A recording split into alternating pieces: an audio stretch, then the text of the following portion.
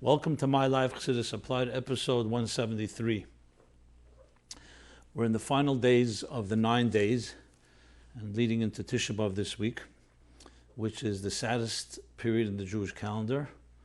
All the sad and tragic events that happened during this time throughout history, beginning, of course, with the destruction of the temples, the first Beis HaMikdash, the second Beis HaMikdash.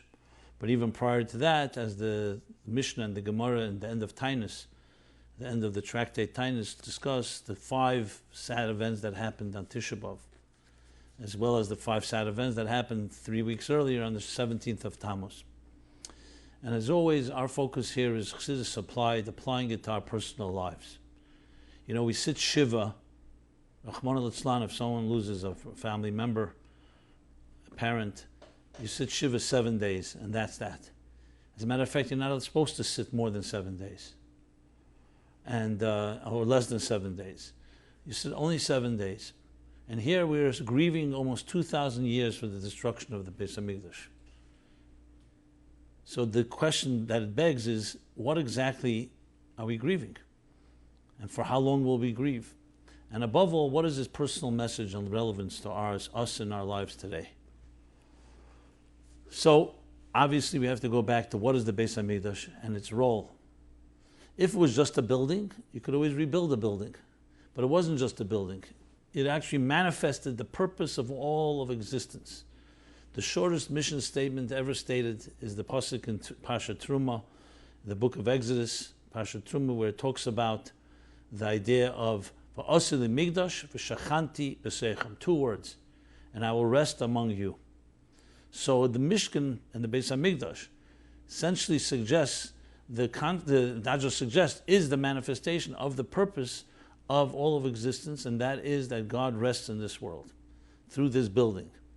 But as the Shalah explains, it doesn't say V'shchanti b'seichei, because I build for me a sanctuary and I will rest in it. It says I'll rest among you.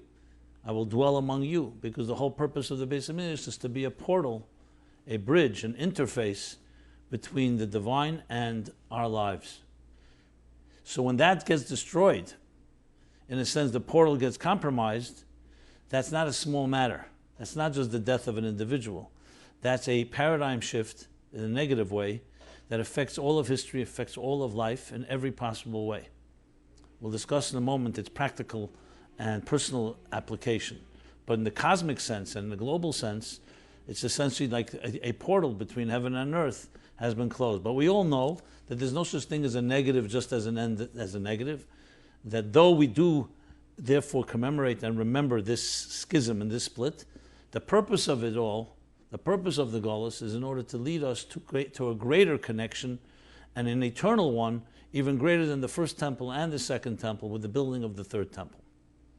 So though these days are sad in the sense because we remember this schism between the divine and existence, at the same time we also know that in this darkness is also born the redemption, which is why on Tisha B'Av afternoon, Mincha time, when the flames were at their highest, is when Mashiach is born. That's why we say Nachem. Mashiach is born when? In the darkest of moments. Because in Jewish thought there is no such thing as utter darkness. There's no such thing as absolute hopelessness. There's challenges, and sometimes very dark, but there's always a spark of hope. There's always an element of greatness that will be derived from this dark space. And that's what happens on Tisha B'Av. So the saddest moment we say Nachem, and of course the Shabbos afterwards, the Shabbas Nachamu, which begins the 7 weeks of consolation that leads right into Rosh Hashanah. So you hear a process that is honoring the schisms in our lives. So to apply this in our personal lives is very simple. You have to simply fill in the blank. Instead of just calling it Tisha B'Av, you have to say, okay, what is the Tisha B'Av? Excuse me. What is the Tisha B'Av in our personal lives? And this can be manifest in many ways. Basically, what is a schism, a split that you experience? It could be a split between your life activities and the purpose of your being. It can be a split between what your mind tells you and what your heart tells you. It can be a split between achieving the wish to achieve happiness and not being able to do so. And it could be a form of trauma, it could be inhibitions, it could be fears. Anything that creates a disconnect is essentially the manifestation of the destruction of the Beis Hamikdash, the destruction of the V'shachanti b'seicham, where you don't have the divine presence within your being. Divine presence, in simple terms, means the purpose of your life. So if you think of your life activities and we're busy struggling for survival, and someone asks you, where's it all going? If you don't have an answer, you have a small mini Tisha B'Av, a microcosm in your personal experience. And as such, that is something that you need to honor, because Yediyas Hamach Lechetzi Refuah, knowing the problem is half the cure. And as such, that is what you are commemorating. So Tisha B'Av in our personal lives is not just that everything is always going well.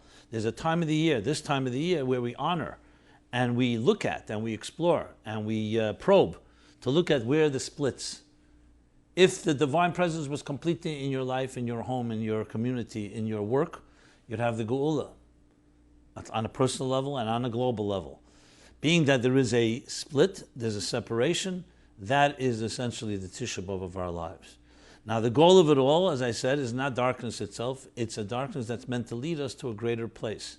That within that sense of loss, or that sense of disconnection, that dissonance, is meant to provoke us to dig deeper and find deeper resources, which is the birth of the redemption, the birth of the healing within the illness. So within it all is really, there's a germ, there's a seed that's planted.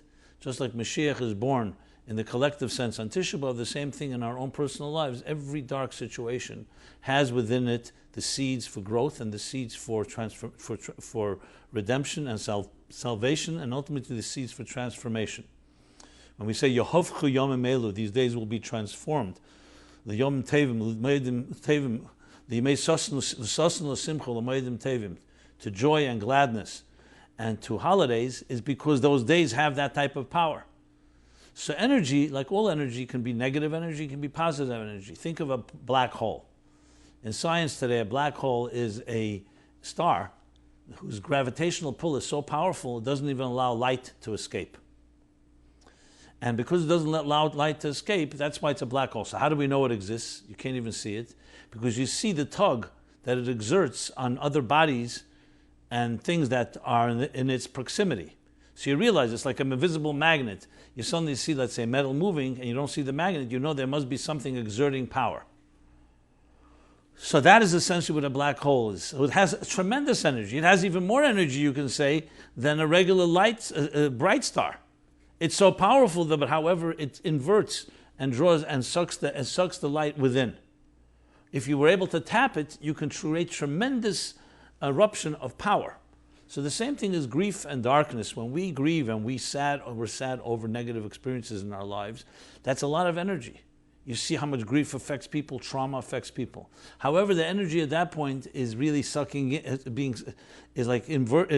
being sucked in, and therefore becomes something that is like creates knots and ties us up and makes us weakens and demoralizes us. If, however, you're able to transform and tap that energy by realizing that the whole purpose of the Seisaram Nas Livnes, the reason there's Shviras HaKelim, there's a shattering in order to rebuild something greater, and you see it as a process, then you can take that energy and it becomes a springboard that catapults us to places, that unprecedented heights that we could never have reached had we not had that dark moment. So grief and loss and a sense of that demoralization can be transformed into something extremely powerful. So from a purely personal and Chassidus Applied psychological perspective, that this period in the year, though on one hand, on the surface level, it seems so dark and difficult, but at the same time, it carries within it, and within it lays tremendous power to the point of literally Mashiach being born on Tisha B'Av. Of all days in the year, Tisha B'Av is the day. So this can be applied in any given situation, whether it's a very dark, serious trauma, where God forbid nobody should ever know of, or even more subtler forms of dissonance and disconnect. Essentially all rooted in the fact that the Beis HaMikdash, which was a place, a portal, Zeh Shara Shamayim, as Yaakov Avinu said when he woke up on the Temple Mount, it's a portal to heaven, it's a gate to heaven. And it's recognizing that when that gate is somewhat compromised, it's not completely lost, but it's concealed. And our job is to reconnect. So essentially in life we have our disconnections and we have our connections, and this is a period of time where we work on that and looking at that which is disconnected, that which is fragmented, that which is perhaps shattered, disappointments, other experiences that create this schism, and we look to find the ways to bridge it and to repair the rupture so we can reunite. And when that reunion happens, that is our personal geula, and that collectively spills over to the geula, the redemption for the entire world. With that said, obviously one practical application in our time is, as what the question came in, is the recent escalation of strife and conflict in Eretz Yisrael, in the Holy Land. Just literally in the 9 days, in the 3 weeks, last week and again this week, you see the uprisings. Nothing new fundamentally, but because it's been going on forever. But when you see it in actual uprisings and rebellions, and to the extent of people being killed, Rahman al-Islam, both on the Temple Mount and the tragic event that happened Shabbos night last week, Friday night. So of course it brings to mind all of us, besides the prayers that we have for all the survivors and families, and our heart goes out to them for their losses, but it brings to mind the manifestation of Tisha B'Av yet again. And where is it happening? Right there on the Temple Mount. So there's two ways to look at it. There's look at it, of course, well, I would say not two ways, there's two dimensions to look at it. One is we see the negative and we have to do whatever is possible, a show of strength and not weakness, and how we address it. At the same time, we have to realize, as Rabbi Akiva recognized, that even when you see the dire straits, which is another way of calling the Bein HaMtzorim, which is the period of the 3 weeks, Bein HaMtzorim, the dire straits, and you see the Shu'alim Helchim Bey, where they see the fox running out from the Kodesh Kadoshim, once where there was the Holy of Holies, the holiest place on earth, where, as I said, heaven met earth, where the divine met existence. And instead you see a desolate wilderness, and now not just desolate, you see negative forces. So the other Tanoim, the end of Masechta Makkos, they cried. And Rabbi Akiva laughed, because he saw the fulfillment of the end of the story. He said, since the first part of the prophecy is being fulfilled, which is that it would become desolate and it would become destroyed, he's sure that the second half will also be fulfilled, that it will be rebuilt. So we have to have both feelings at the same time, a sadness as what events that are going on, a sadness that meant to make us more intelligent and really knowing how to deal with such challenges. But at the same time, we also deal with the fact that it is ultimately a stepping stone, like Tisha B'Av itself teaches us, toward the Geula, to the rebuilding of the Beis HaMikdash HaShlishi, the third temple, and will be Mikdash Adonai Kein Yedecha, a permanent temple with no destruction, God forbid, ever again. So with that, let us, I'd like to also read a letter from the Rebbe. There's a letter from the Rebbe in Tav Shemem. And again, if anybody wants to see this letter, please send us on our forum at meaningfullife.com/MyLife. Just request and give us your email, and I'll be happy to send this letter. It's an interesting letter. I'll just read some of the highlights of the letter. This is to acknowledge receipt of your letter with an enclosure in which you express your thoughts and ideas on the situation in Eretz Yisrael, especially in relation to its Arab neighbors, etc. Although neither time nor space permit an adequate reply to the various aspects of your memorandum, I will take this opportunity to make several practical remarks. When a person is deeply involved in the matter, both in thought and in writing, obviously the intention is to accomplish something thereby. In the present instance, this depends upon finding a receptive ear and proper response on the part of those to whom the thoughts and ideas are addressed, in the present case, the Arabs.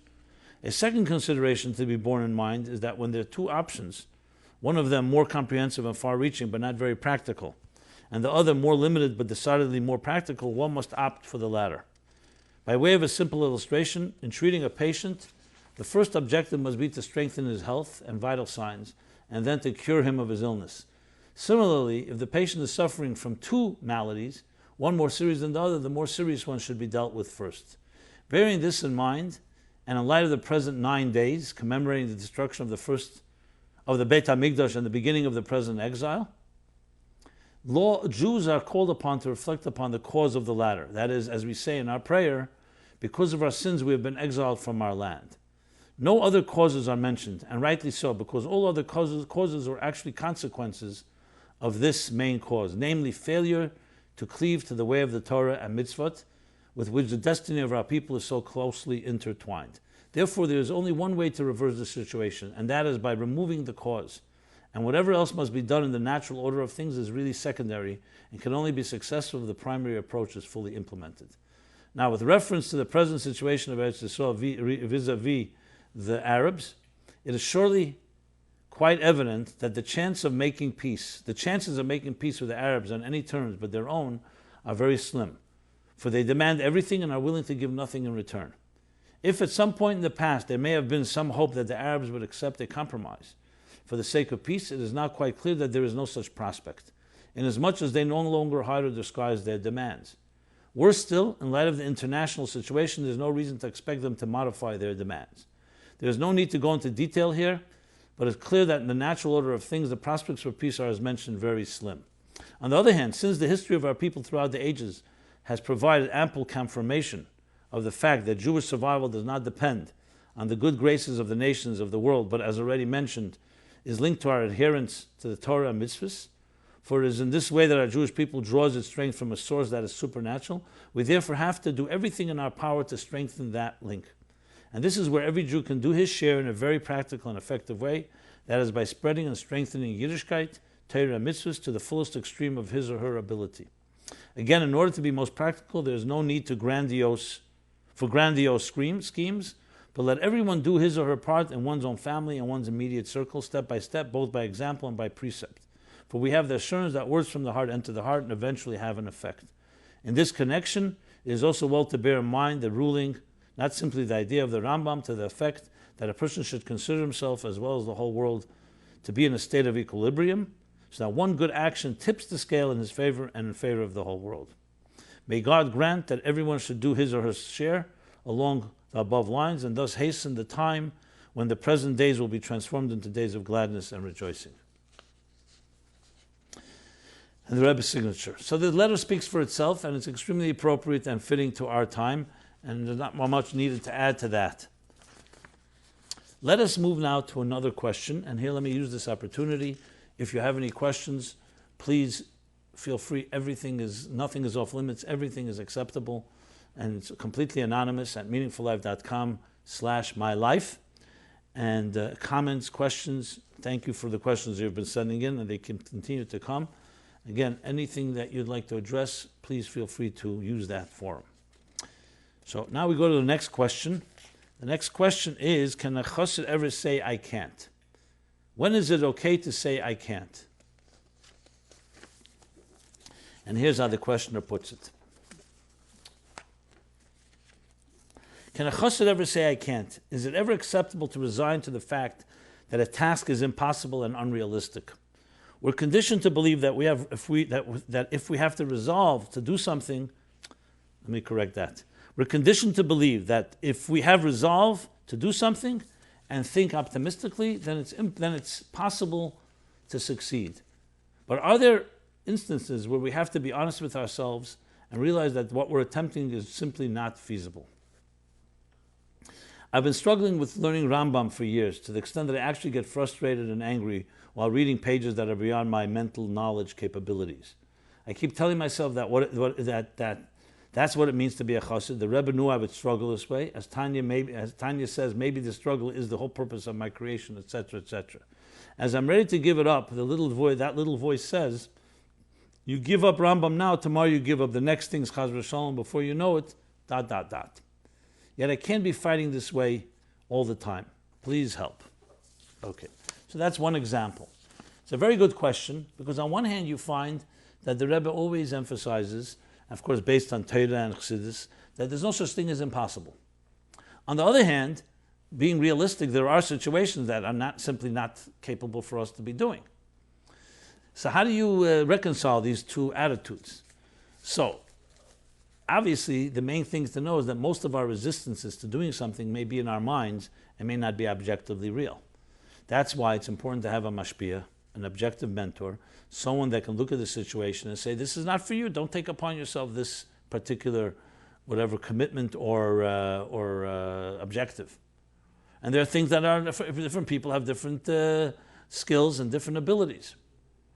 But very often, the resistance we have is we convince ourselves we're not capable of doing it, and we absolutely are capable. So how do you know? That's why you need to have this objective. The next thing you have to know is that when a Rebbe gives a directive to somebody, whether individually or collectively, he absolutely is giving also the keiches, but also einem mevakesh ela lefi keichen. Would never ask someone to do something that we don't have the power to do so.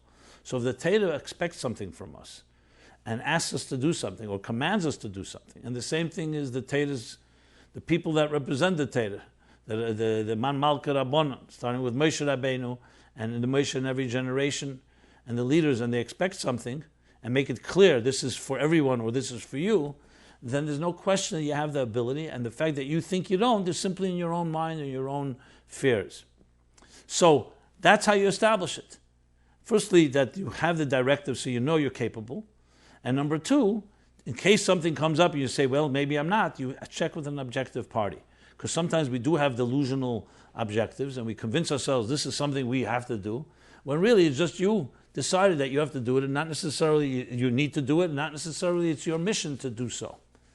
So it's not always, sometimes it's black and white and very apparent what is possible and what's not. But everyone knows the different stories that the Rebbe, people told the Rebbe, I can't do this job, I can't do that. And the Rebbe said, you absolutely can. And not only that, you should take upon yourself more.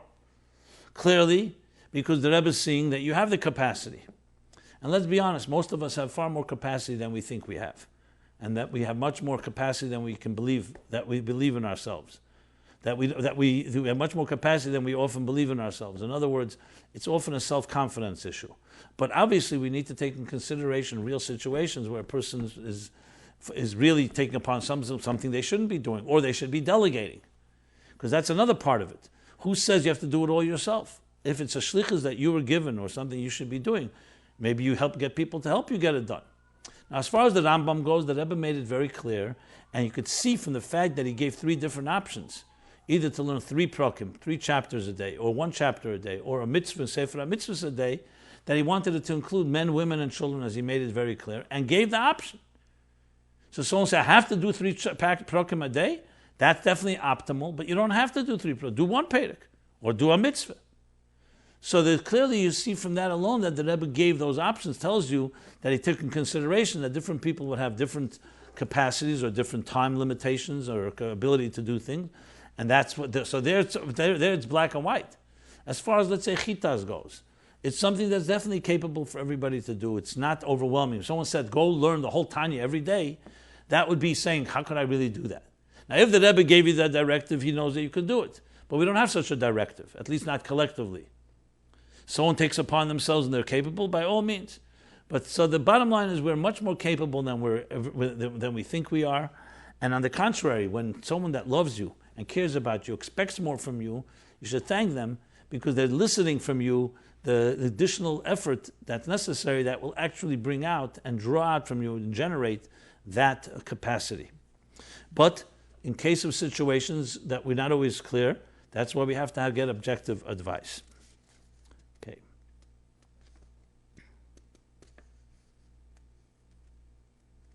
Next question. The gift of memory. Dear Rabbi Jacobson, in these days when we are remembering the destruction of the temples, I have a practical question about memory. How does one improve it? Is it possible to increase our mind's capabilities of retention? Or is a good memory something we're either blessed with or not? There are a ton of articles and books on this subject. Google offers 168 million search results on this question. Being someone who was blessed with the gift of exceptional memory, can you please shed some light on this matter? Okay, very good. So we are covering questions that are all fitting to this time period. And yes, we do remember the destruction. Remember, memory, from a point of view of Chassidus, zikaron, which is memory, and shikha, which is the antithesis of memory, which is forgetfulness, is different in kedusha and klipa. Remembering something means you connect to something and you don't forget. Ein shikha tachas kisei kvedecha, it says. There's no forgetfulness under the royal throne, the divine throne. Because forgetfulness is an element of is golus. Shikha is golus. When someone forgets somebody, important. When someone forgets God, God forbid, someone forgets their purpose, that's another manifestation of Tisha B'Av and destruction in our lives. So as such, Shikha is very much part of this story, and the question therefore is very appropriate, as the writer writes, of what can we do to create the connections of memory. So here's not the place to go through a whole elaborate discussion. I'll just share one key point, and this was something we utilized as a chayzer, as you make reference, someone who was able to remember the Fabrengens, as the small group of people who listened Shabbos and Yontif when there were no tape recorders and no notes, and we had to retain hours and hours of talks, and then not just retain it, repeat it, and then get it published, meaning writing it down. So I also had the privilege of writing. And of course, some people say, how is it possible? 4 hours, 5 hours, and get it almost, we're talking about complete, not just short highlights, but pages and pages, hanochas and transcripts and publications that went 50 pages, 100 pages, sometimes 120 pages. So there are many secrets to this trade secrets, but one key thing which also fits very much into the theme of Tisha B'Av and the redemption and Geula, Golos and Geula, is the idea.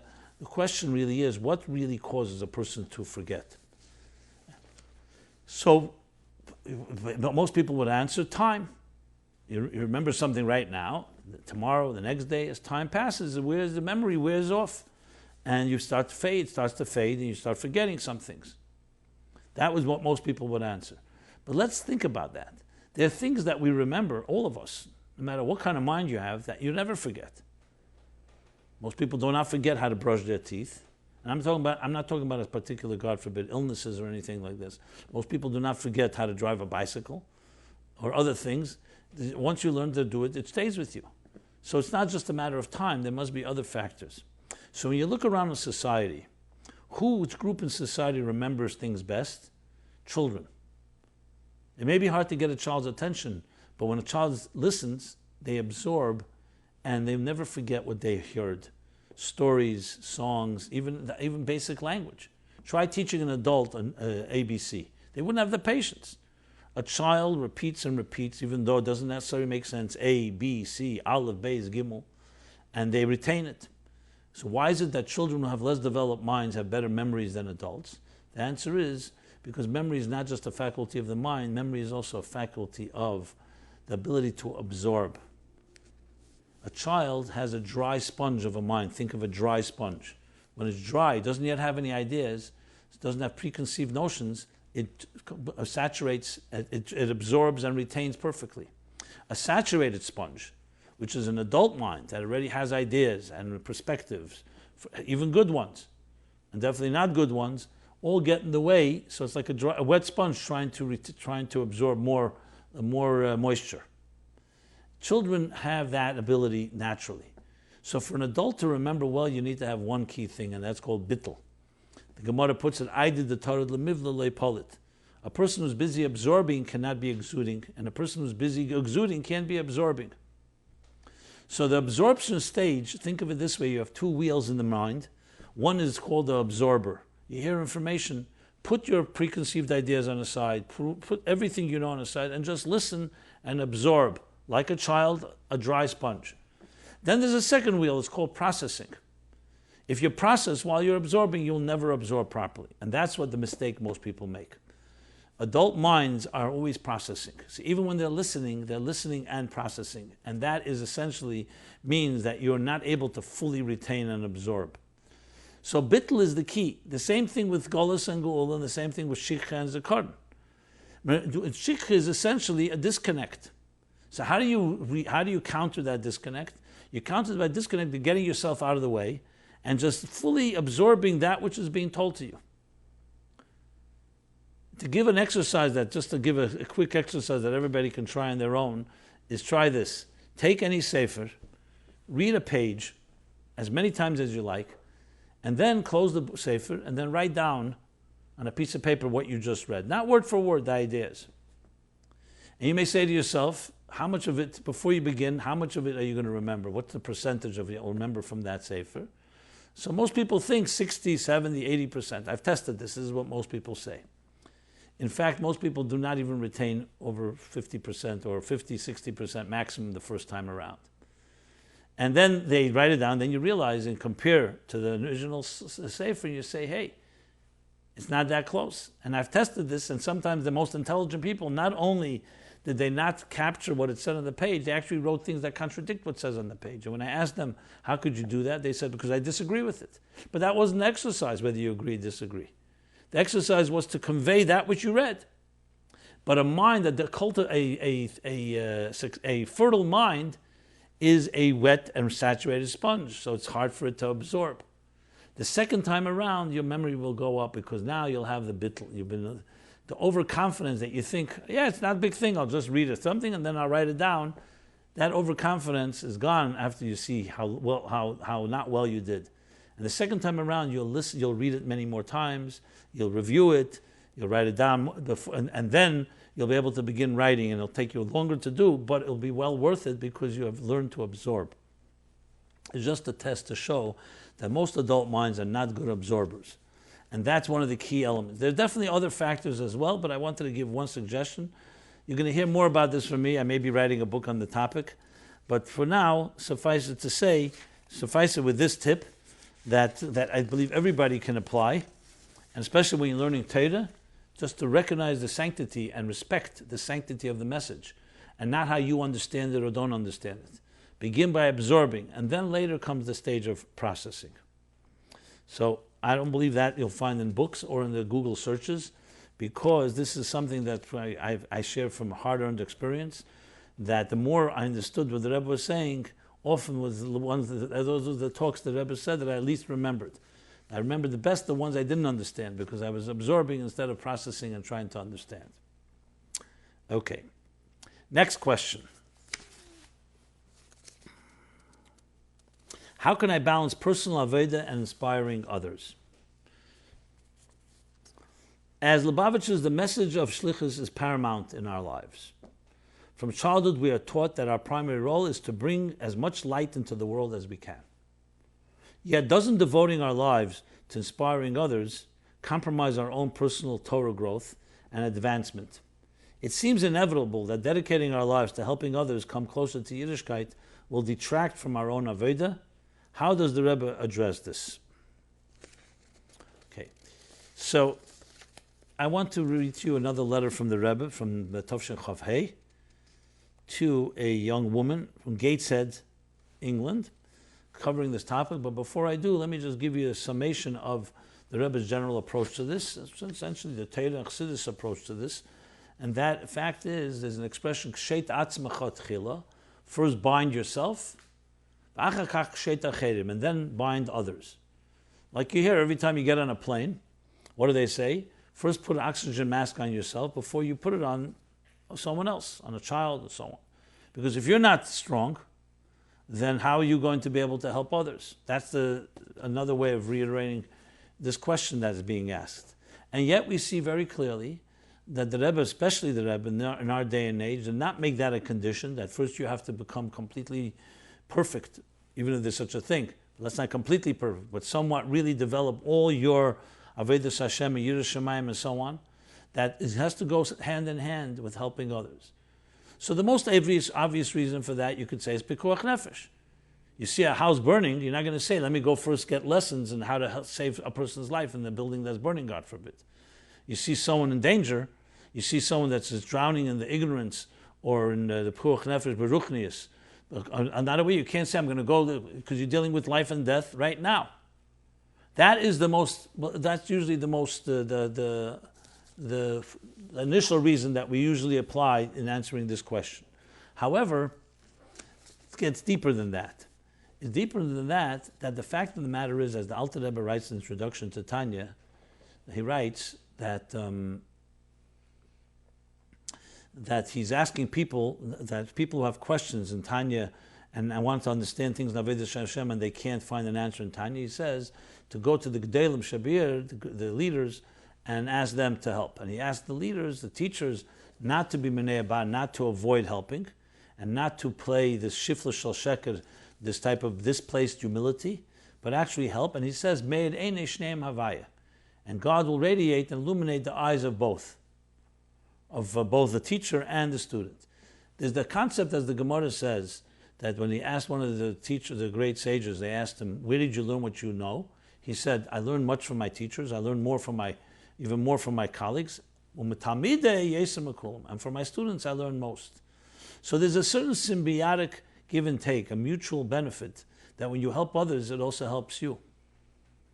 And the Rebbe, of course, combining that with Pekuach Nefesh that I mentioned, takes a whole new shape on this matter.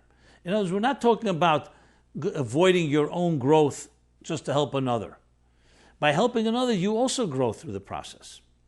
And that's the key. And this does not mean that because you're helping another, you have to forget about yourself. On the contrary, anyone that work knows that they have to constantly grow, because if you want to inspire others, you need to be inspired. At the same time, others help inspire you. So it's a combination of both elements, and we're not talking about compromising one for the other. True pekuach nefesh, you could say you even compromise yourself to save another. But here we're not talking about strictly compromising yourself. It's like what it says in the Ratzon speaks about ha'esek b'mitzvah potem in mitzvah. When a person is busy with a mitzvah, they're potem from doing another mitzvah. So you could think, okay, because listen, you can't do two mitzvahs at once. But he explains, and Chassidus explains in a Chassidic way, that because all the mitzvahs are part of one etzem, one guf, the Ratzon elyon. So when you're doing a mitzvah, it's not like you're doing this mitzvah and other mitzvahs are not necessary. On the contrary, the mitzvah, it has in it all the other mitzvahs. So when you do this mitzvah, it actually has in it all the other mitzvahs. So when it talks about human beings, you send someone, let's say, with a grocery list, go shopping, and they have to do one thing, they can't do another thing at the same time. That's because all those different, that to-do list is not connected to one another. But in mitzvahs, it's all part of one etzem, the Ratzon elyon in the language of Chassidus. So as such, while you're doing this, you also get the other stuff. So in the case when you do the mitzvah she'ev shalasas aidei acherim, a mitzvah that can't be done by anybody else but you're not compromising. That itself is a way of you connecting to Hashem and through Torah mitzvahs, and has to inevitably also come to make you, help you grow. Now, of course, case by case, we have to determine, first of all, a person's age, their status and situation, how much time. At the end of the day, you only have that many hours in the day. Should you spend a half hour studying yourself and then an hour teaching others? Should it be an hour studying yourself, a half hour teaching others? That's already a case by case that needs to be determined by circumstances. And again, talking to mashpim and talking to mentors and so on, that could help you determine that. For example, a boch in yeshiva or a girl in school age, that you're in the stage where you're learning the tools and you're learning the methodology, and that's a point where even though if you're going mivtzoyim, it's once a week or a certain designated time, but the primary time is to grow yourself, because you're training and you're in a training stage, you're in a learning stage, a chinuch stage. Then there comes a point where you are more involved with the people around you. This again has to be determined, like he says in Tanya, where you have Mori Uvdin Tovin and you have Mori Teira, the people who are primarily busy with Teira, the people who are busy with good deeds, mitzvahs. Everybody needs both, but what is primary depends case by case, and that needs to already be discussed. I'll just add one more point. The Rebbe wants a beautiful sikha when he spoke about Mordechai.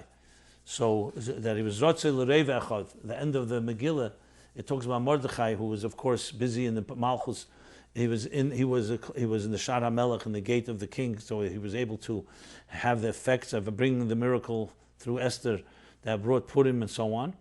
But the bottom line is, Mordechai did have to give up. He was a chaver in Sanhedrin. He had to. When you're busy spending time in Askanas Tziburis, busy with others, it has to have somewhere it's going to give. So there's a famous story with the Ragatchover, that the Ragatchover was once asked to be part of the Vad in Vinsk, wherever he was living, to be part of the community leadership or community council, as it were. And the Ragatchover said, he declined. He says, because he can't get into a machlekas between the Bavli and the Yerushalmi. What does it say? It says that a person who's esek b'tzarchei tzibur, someone who's involved in helping the community. So one place it says he's helping others. It's in the Bavli it says teirosei miskayemes, and the Yerushalmi it says teirosei mizbareches. His teira will be preserved if he's helping others. It won't get weakened; it will be preserved. But in another place it says in Yerushalmi it says his teira will be blessed, which means it'll even grow.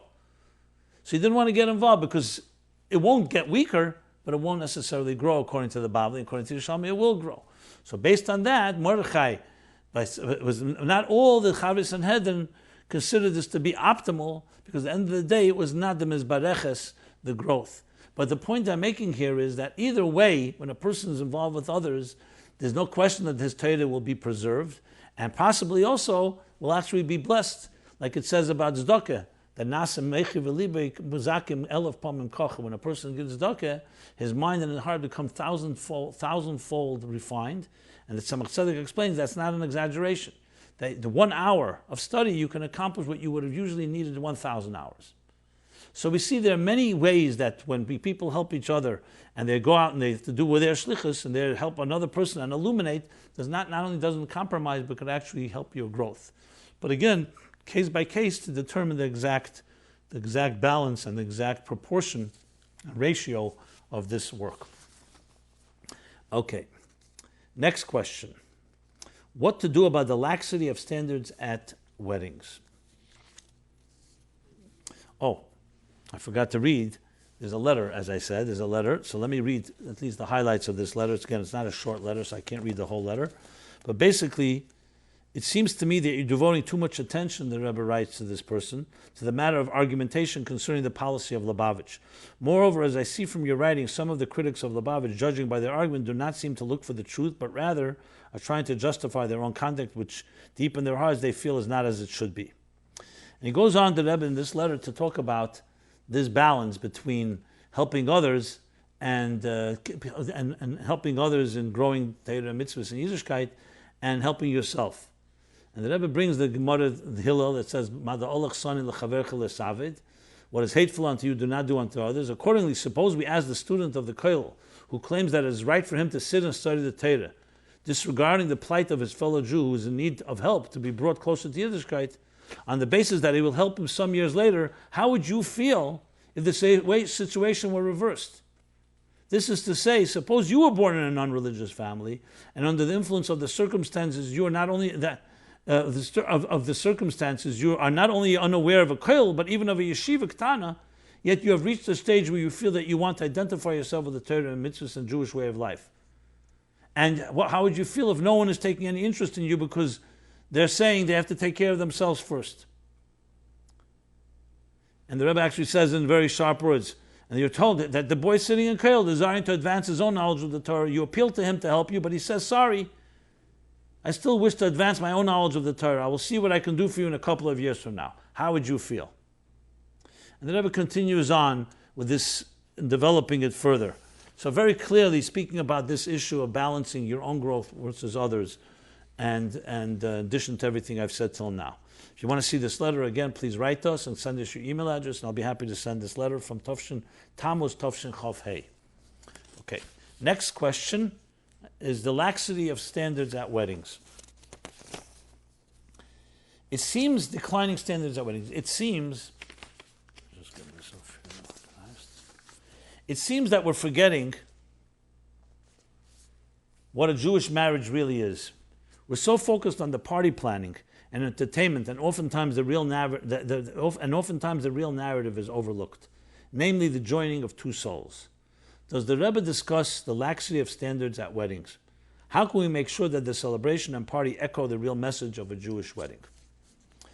So let me begin firstly an answer. I heard that there was a chassid who wrote to the Rebbe. He was well-to-do, and he wrote to the Rebbe he's going to be marrying off his first daughter. Should he make a reiche wedding? Should he make a rich, an expensive wedding?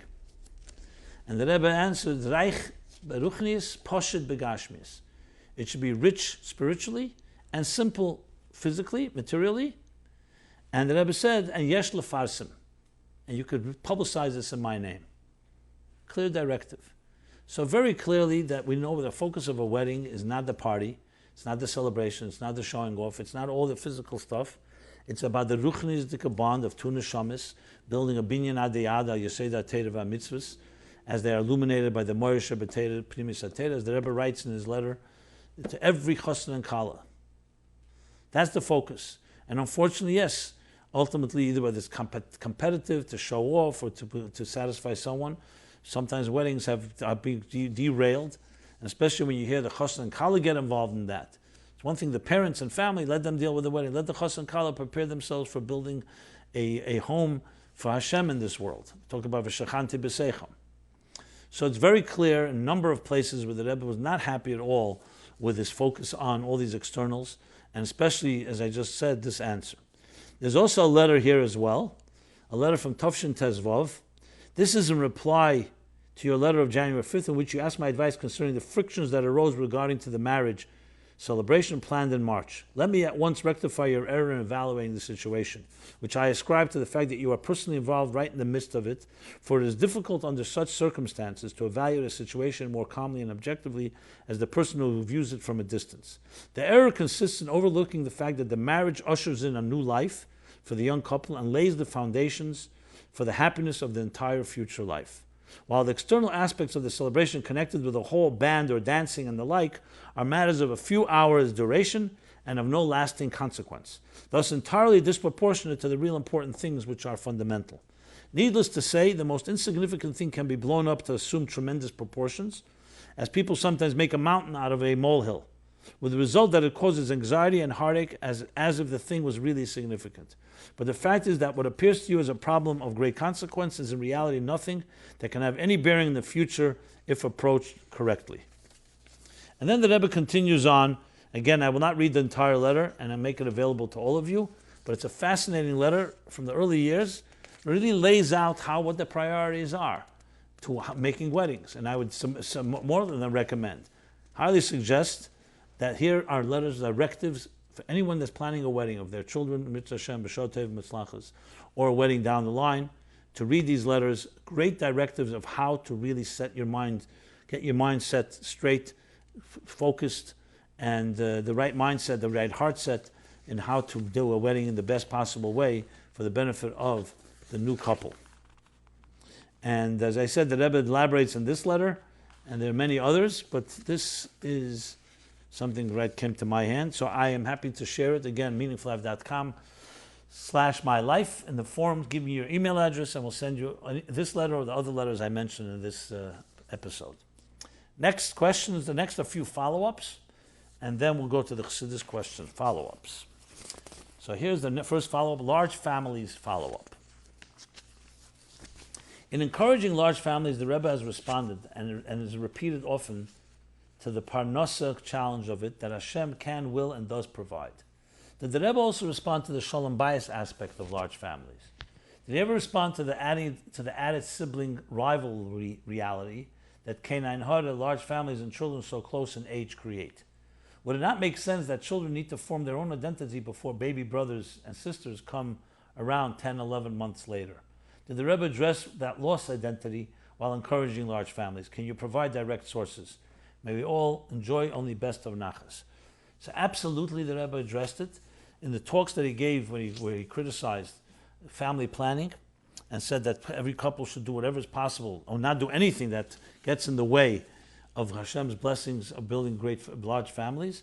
So in those sichos, and I'll quote them directly, the sichos of Parsha Bamidbar Tafshin Mem, the sicha to the women then, to the convention, and that period, Parsha Nosei, he talked about it at length. And he actually said large families make for healthier children because you have the support as the older children, as the younger children get older, they become helpful, and it's almost like a training where besides they become helpful, they also themselves learned how to deal with children. And the Rebbe even mentioned that when you have a large family, they are support to each other, moral support and even financial support, because ultimately a large family, there are going to be some people successful in certain areas, others successful in other areas, and they can all complement each other. More than just friends, because here we talk about same flesh and blood. This idea that you're mentioning, that sibling rivalry, I'd like to see where in the Torah it talks about it. I mean, we have Cain and Hevel, obviously, with Hevel being killed by Cain. We have Yaakov and Esav. We have the children of Noach. Obviously, we have these challenges, but these were not healthy situations. These were criminal situations. In a healthy family, since when more children are going to create more sibling rivalry? I mean, if you have two children, there may be sibling rivalry, and maybe it's even healthy when it's dealt with in the proper way. Rivalry doesn't always mean a negative thing. If the parents are healthy and balanced, then obviously they don't allow the children to become competition with each other. Every child has its strength. But the idea of children playing and even fighting with each other as children do, fighting, quote unquote fighting, and again in a healthy way, is part of the process. It's part of growing up in life and doing it in a safe environment at home, build security, It builds the ability to deal with other people. What better way to do so when you have different people, brothers and sisters? So this idea of developing your own identity, how many years exactly do you need to develop your own identity before you bring another child into the family? I don't find that to be a Torah concept. I don't think the Rebbe ever negated that in the sense because it wasn't necessary to negate. Where does it say that? Identity is built as you interact. So if you say you have a child and then you have another child a year later, so now there's two children. One child is a little older, one is younger, and they learn to adapt to each other. They learn to love each other. They learn love. They learn diversity. They learn coexistence. They learn cooperation. Yes, does it include sometimes the fighting, how children fight? Of course, that's also part of it. But it's not, again, if it's in a healthy environment, it's all part of a thriving ecosystem, so to speak, a thriving family system of give and take, and good parents will make sure that it's all done in a very balanced way, in a loving way. We're obviously not talking about favoritism or, God forbid, other unhealthy attitudes, but healthy attitudes, the number of children does not change. I have not seen in a healthy home more children have more challenges. And in an unhealthy home, by the way, even 2 children is too much. Meaning, God forbid, I'm not saying too much, they shouldn't have more children. But the unhealthy part of it has nothing to do with the number of children, it's to do with the attitudes and the health and the psychological, emotional, and spiritual health of the family. When that's there, the number of children does not make a difference. When it's not there, less children is also not going to make it necessarily easier because of the obvious reasons. So the answer is, we're not talking about parnasa issues and so on, the betachin, we're talking about the dynamic of a family is beautifully, I see large families that are unbelievably healthy, and all these issues simply are not factors in this process. Okay, next follow-up was spiritual time zones. Interestingly, this past week's Likutei Torah, this is going back to 2 weeks ago where I spoke about how time works in Ruchnius when Shabbos begins in one part of the world, somewhere else it's not Shabbos yet, or it's after Shabbos already. How does that work? So the follow-up is, interestingly, this past week's Likutei Torah, the first Maimer, had a very similar concept. Now this past week is not this past week, it's actually a few weeks ago. It's a very similar concept. Instead of time, it was dealing with space. That on one hand, Yidden could be counted, but when they do mitzvahs, they can't be counted as they become more connected with Hashem when they do His will. The fusion of being counted.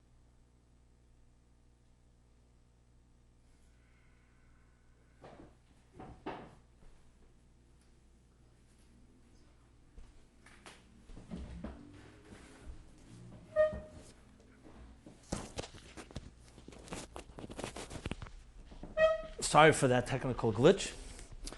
So essentially this supports the idea that I was speaking about, how the spiritual meets the physical, and you can go back to that episode where I discussed it more at length. Okay. We will now go to the Chassidus question. The Chassidus question is part 2 of what we discussed last week, Ratzon, the concept of desire or will. And we discussed at length what does desire mean, what does will mean, and so on. And essentially, I addressed that the concept of keser in Ruchnius, keser is the Kabbalistic term for Ratzon. It's the first step in the process of how the divine, of how God chooses to relate to us. So even though, as I explained, the Eibishter does not need any steps, he can do whatever he wants, but he wanted it to be in a logical way so we can relate to it. If there's no desire of one person to want to connect to another person, for example, you can have all the tools, you can have all the resources and all the faculties, but you don't have the connection. So the first step is wanting, to want something. So this is nishtalshel, this evolves from the way it is above. So what I didn't address was the questioner asked about in Hemshech Samachei, talks about the higher and lower level of a person's will, 2 levels of will. And also the connection between will and emotion. So let me, Ratzon and Midas. So let me address that right now. In Tafri Samachei, in the Rosh Hashanah Hemshech, right in the beginning, he talks about 2, and he actually breaks it down to 3, that there's 2 levels of Ratzon. There's a famous lashon from Zohar, is Ratzon v'is Ratzon. There's a desire and there's a desire, 2 levels of desire. One he calls the Ratzon hamuchel ba'atzmusei. That's a hidden desire, which is fundamentally, for example, the desire that a human being has to have a home. Ein Adam b'lei bayis. So he's a desire to have a home. Now that desire is built in, but you're not necessarily even aware of it. It may take years till you ever build a home. It may take years till you're even aware of it. Then there's a Ratzon that comes begoy, that you feel the beginning of actually wanting, now I want to have a home. So you were born with that Ratzon, but that Ratzon was embedded in your superconscious and not aware of. So it's that's a level of Ratzon that's beyond consciousness. Then there's a level of conscious Ratzon. It's the same thing. There's a mashal for Lamaila that the Eibishter also how he creates is that Atzmus manifested in a sense that first there's a state of something he fundamentally desires, and then there's a state where there's an actual, even before the Tzimtzum, a state where he relates and is already envisioning what he wants and he's becoming aware of what he wants. Now again, it's not because God needs that, but it's part of the process of how it goes from a state that's completely beyond to a state of relationship. So Ratzon is what creates that relationship. And there's two steps in that Ratzon. In truth is there are more steps, but let's not go into that right now. That's not necessary to elaborate upon. Tavshin Gimel is basically the Maimer, the Hemshech of Tafrei Samachay, the Rosh Hashanah Hemshech and Tavshin Gimel from the Frierdiker Rebbe is the Tafrei Samachay with more elaboration. Now the source of it is actually from a Maimer from the Alter Rebbe called the famous Drush Gimel Minei Adam. There's a Drush Gimel Minei Adam that was always printed. We always had it in the early years in Eira Teira Bolok, and then now we have it in Eira Teira in Alter Rebbe's Maimorim in Yonim, but it's now the fullest version you can find in Eira Teira in Yonim, page 77 and on, with its Tzemach Tzedek's gloss and additions. So he speaks about two levels of Ratzon on page there. He speaks about it on page 87, and speaks about these two types of Ratzon in detail. So if you want more detail, you can go there. Just for the record, he also he says there's another two levels of Ratzon, which is called the Ratzon al pitam v'das, and another Ratzon that's l'mayla mitam v'das. So you could have a desire that's not based on logic, and there's a desire that's based on logic. Logic tells you this is a good thing to desire. So this crosses over now to where emotions come into play. I mentioned last week from Ayin Beis that the natural biological emotions, let's say the natural love of parents to children, is called Ratzon, not midas. Because usually midas is something that's given birth to based on tam v'das. But if you break it down based on this two, as he makes it very clear, these are not the same two desires I spoke about before. Because even l'mayla mitam v'das also has two levels of Ratzon, and also Ratzon tam v'das has two levels. So, but this is talking about that there's a Ratzon al pitam v'das that can be like midas that are desire that's born out of a calculation, out of a exploration, or out of a contemplation. And then there's a desire that is actually beyond that gives birth to everything. When you talk about from above, from a God's perspective, the desire for existence obviously is not based on logic because it created logic. That's based on God's fundamental desire that He wants to have Nesava Kodesh Baruch Hu Liyis Le'Dira B'Tachtenim, as we discussed more at length last week. In practical avodah, what this means is that we do have the ability, firstly, to recognize not just our actions, but also all our actions begin from a desire place. If you go to the engine room of what makes a person tick, you're going to the place where he began to want something. So when we really want to analyze a person's challenges or good things, you want to go to where did it come from? It came from a desire, from a Ratzon. That's one point. So that's critical to be able to connect a person's life, and when you do an analysis of a person's activities, to get to what do you really want. Maybe you're doing things that are not aligned with your real Ratzon. There's a fundamental Ratzon HaMuchad that all of us have certain fundamental desires that are very necessary and healthy in life. And it could very well be your life is not being lived based on those fundamental, foundational desires. That's one point that this can be applied to. Another is that when we connect to Hashem, we don't just connect to Hashem's the details, like He says, I want you to do this mitzvah, that mitzvah. You're also connecting to Hashem all the way in the source of His actual Ratzon. So not just Hashem's Chochmah or Bina or Chesed and Gvura, but also to the Ratzon, to the Kesed, where it all begins. So for example, when a king says, I want you to do something, so it could be something, let's say, I want you to be a kind person, give tzedakah. So he gives tzedakah, Mahu Chan, Afatu Chanan. Just like God is Melech Malcham Lochem is kind, so too are you kind. But then there's another thing. You not only connect to the kindness of God, God's attribute, the attribute of kindness, but you're also connecting to the desire. So you're connecting to a desire that reflects so-called more of the core of the etzem. So the connection, the partnership, the relationship between God and us becomes a far deeper one when it's connected to these deeper levels of Ratzon, all the way up to Ratzon Amuchlet, and so on. So that is Chassidus question. Now we'll go over now to the essays. So we're dealing, as always, 3 essays. Essay number 1 is Be You, God Wants You, by Chana Rachmani, 19 years old, Beis Chana Seminary, Tzfas, and comes from Boston, Massachusetts. So let's do that.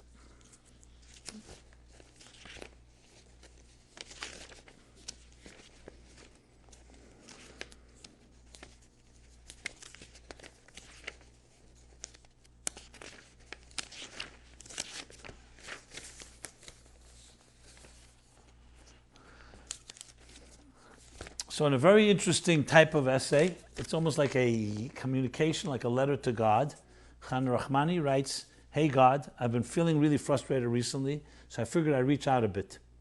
That's what fathers are for, right? God, I really want to connect you. I just sometimes feel like you're so far away. Yes, you give me all these mitzvahs to reach you with, but to be honest, I'm just not feeling the connection. I feel like the only way I could really connect to you is if I get beyond myself, because how could someone as selfish and utterly human as me connect to God like you? I feel such a divide between where I am and where I could reach you, where I could reach you. What am I, if not one speck of limitations in the vast backdrop of infinity?" And goes on to explain the evolution of how Yiddishkeit was like before the Baal Shem Tov, where it could have been much more based on doing actions and connecting to us by doing what God wants you to do. The Baal Shem Tov introduced the neshama and make it come alive, and then came and breathed a new life into the relationship of vitality. And then the Alter Rebbe came and saw that it was not just enough to have that vitality, but you have to also create a system to integrate it, brought it down into intellect and explained how it can make it a lasting, sustainable relationship. And it explains this evolution of Chassidus Chabad. And continues to use the Tzimtzum Loikub Pshutei concept to explain how we create a relationship, that since God wanted a world, He created a concealment, but the concealment is only in order for revealing. And discusses how this applies to our lives.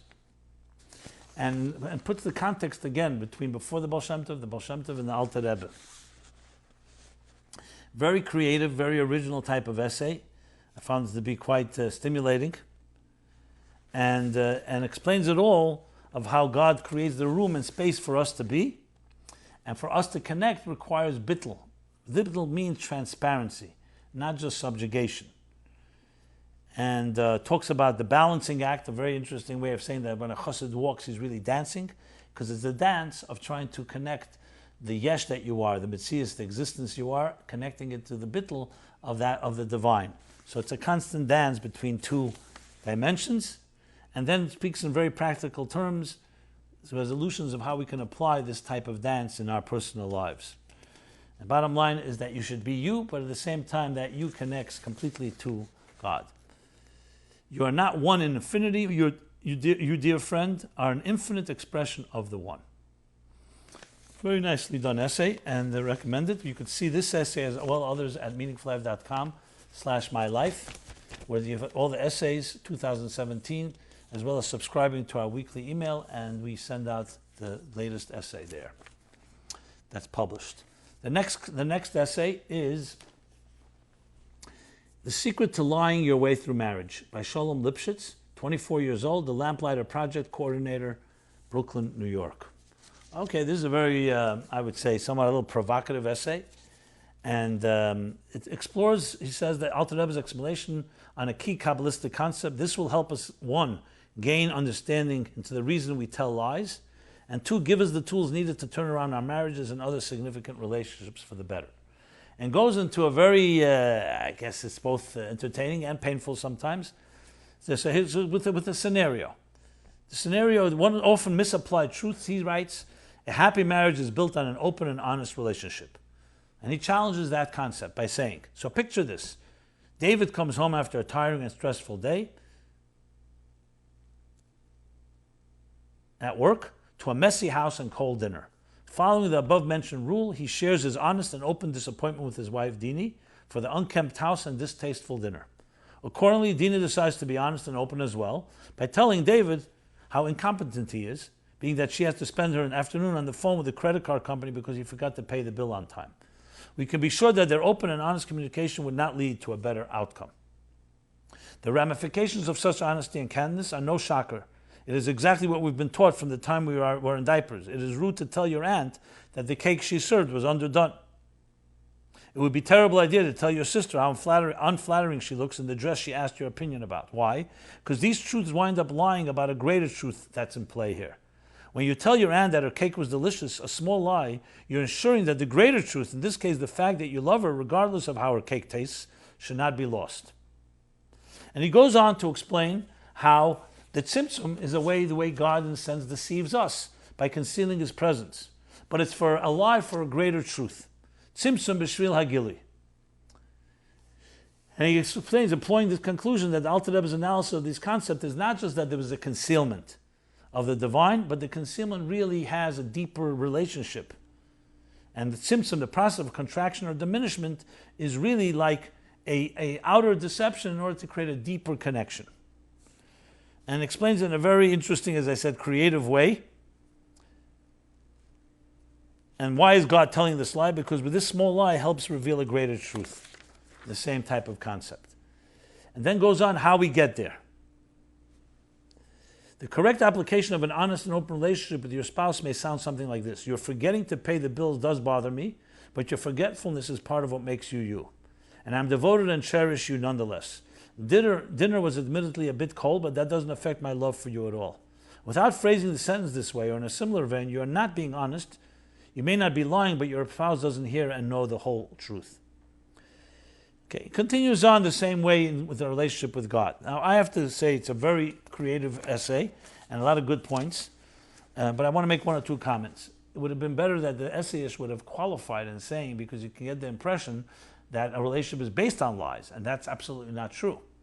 It is correct to say that not everything has to be said, but lying is not something that's a positive thing. Even the tzimtzum, I wouldn't call a lie. Yes, there is a concealment which can be construed as being wrong, but the goal is the connection. It's just like the love that when a person is teaching a child and they're not giving them all the information, they're putting it into a metaphor. That's not a lie, it's a way of packaging it. So that's how I would just qualify it, even though the point is well taken, but to qualify it shouldn't give the impression. And secondly, open, candid relationship, many things you could speak very openly. Yes, it's true, you don't have to always, if the dinner wasn't exactly perfect, you don't have to go make a whole fuss about it. But there are many things that a good relationship requires open and honest communication. So I wanted to just make that qualification. I also want to add, there's my modern from the Alter Rebbe where he talks about why by shidduchim there's lies, and he gives explanations for it, that when you say a shidduch, you sometimes can say something that's not exactly accurate, and explains how could you do that? Midvar sheker tichik, you're not supposed to lie. Just qualify that. I don't have the source right here, and I may have talked about it in previous episodes. I just wanted to bring those 2 points up. Okay. The next is the third essay. It's called The Thirsty Soul by Avigail Halevi, 50 years old, higher school instructional services teacher, Brooklyn, New York. Once I chanced upon a non-Jew adorned with an enormous Magen David necklace standing on a box in the middle of the sidewalk shouting, "Who are the Jews? They are not those people sitting in the synagogue eating." And goes on to explain how do we justify this whole process of eating and meals and so on, what's behind the plate of herring, mashke, and tam-tams in Kiddushim, how does that connect to really a relationship with Hashem? And does it by explaining the concept of hunger and thirst, according to the Rebbe Rashab and Kuntas Hamayim and the Alter Rebbe and Tanya. Essentially, the neshama's thirst versus the body's thirst. And how do we juxtapose the dull, sated body with the thirsty soul? That is the essential theme of this essay. And very nicely done as well. Talk about the Frierdiker Rebbe's famous, how the Rebbe Rashab prepared the Frierdiker Rebbe for Bar Mitzvah with the 3 lessons: never to fool myself, never to fool others, never to allow myself to be fooled. And talks about how basically we balance different desires in our lives. And he talks about she talks about these four steps of how one activates the will of the neshama to be thirsty and hungry for the divine. 4 steps are: step number 1 is overcome self-delusion. The second step is to commune with your neshama and check or examine the heart to bring the light of a reason into the cravings of the animal soul. The third step is to develop good habits, and the fourth step is to develop a thirst and hunger. And a nice, very interesting and somewhat different type of essay. Well recommended again to read it and come away with insights. As I said, all these essays, what they do, which is most fascinating of all, is give that individual touch, different people's perspectives and angles, and applying Chassidus to our lives. So with that, we will conclude, and we'll conclude being that we are, as I said, just 2 days before Tisha B'Av. Actually, 1 day. Tomorrow night is already Tisha B'Av.